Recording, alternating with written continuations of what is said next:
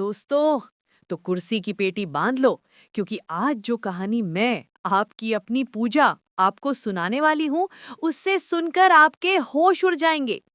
ये सिर्फ एक सीरियल की कहानी नहीं है, ये है विश्वासघात, बदला और एक औरत के अपने सम्मान को वापस पाने की लड़ाई की दास्तान।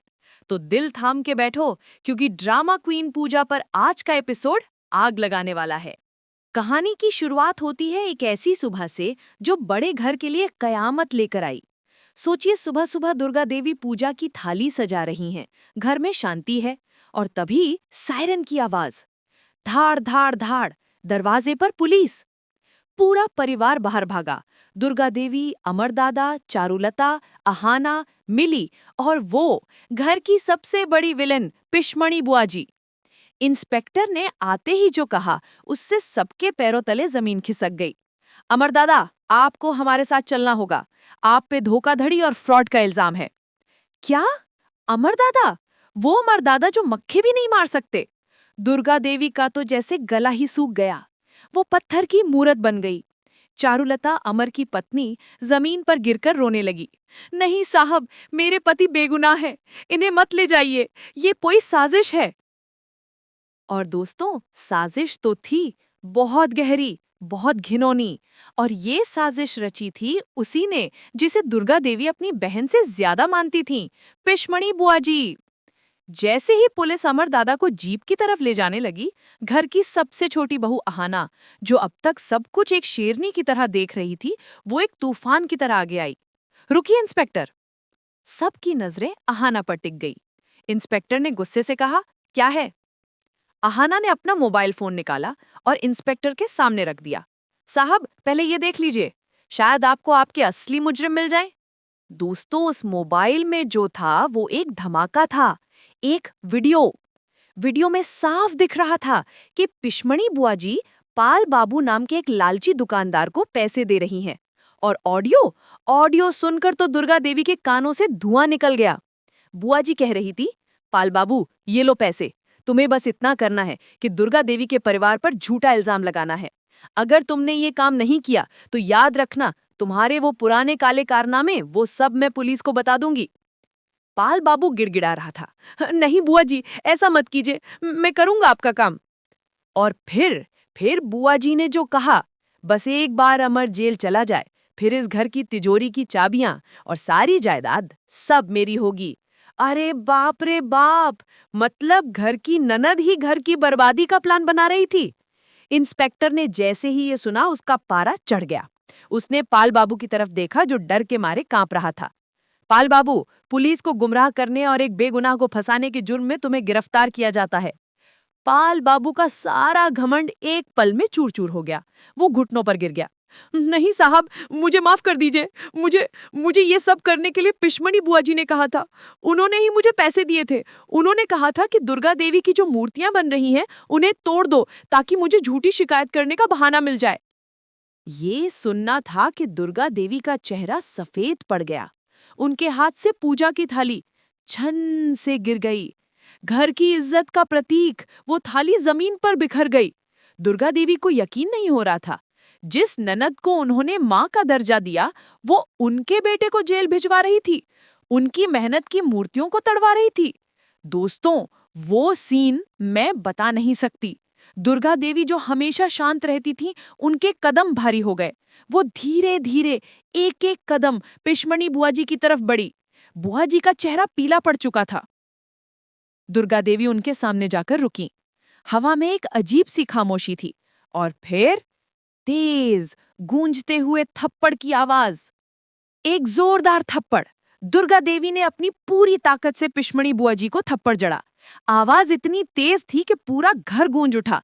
ये थप्पड़ सिर्फ बुआ जी के गाल पर नहीं था, ये उनके अहंकार पर, उनके लालच पर और उस विश्वासघात पर था जिसने दुर्गा देवी का दिल तोड़ दिया था।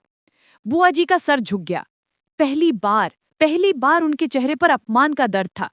दुर्गा देवी की आंखों में आंसू नहीं, आग थी। वो गरज उठी, पिशमणी, जिस घर में तूने सालों पनाह ली, उसी घर को तबाह करने की साजिश रची। जिस बेटे को तूने अपने सामने बड़ा होते देखा, उसी को जेल भेजने का षड्यंत्र किया। कहां मर गया तेरा ज़मीर?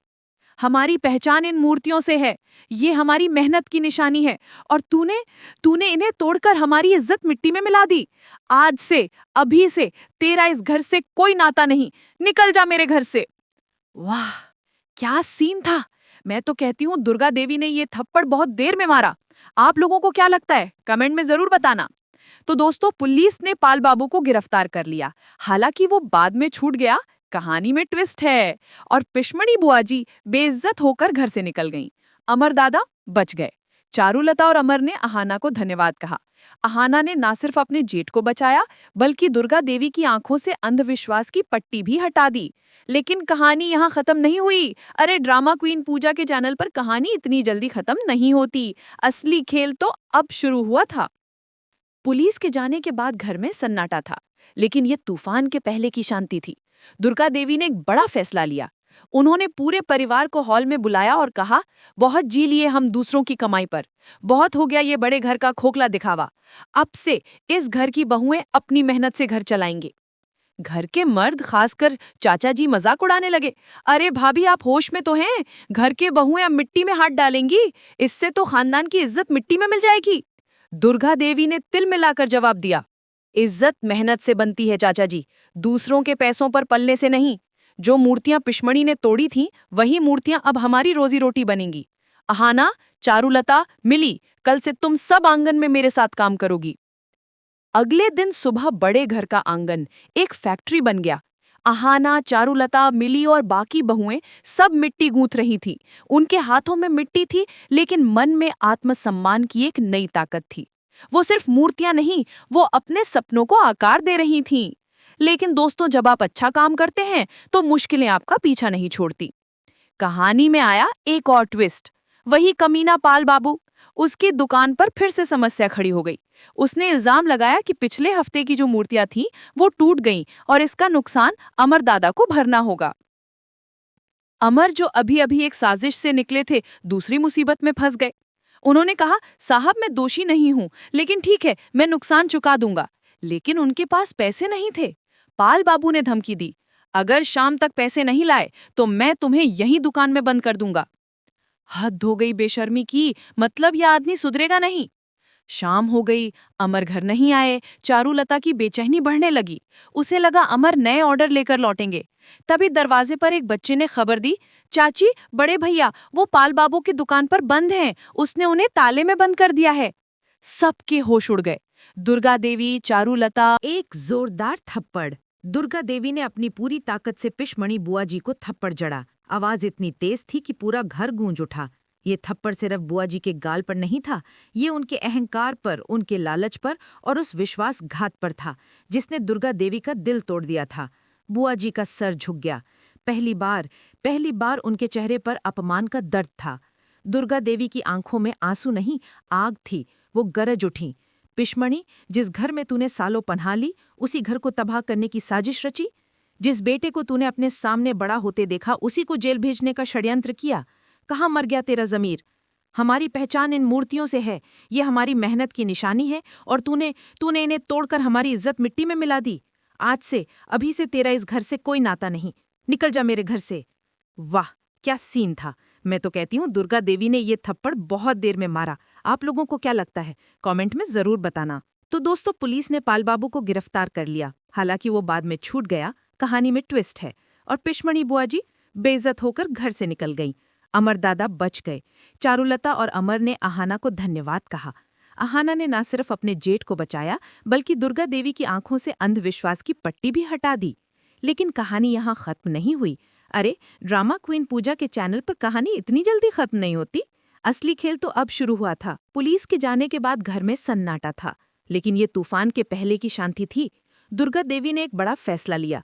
उन्होंने पूरे परिवार को हॉल में बुलाया और कहा,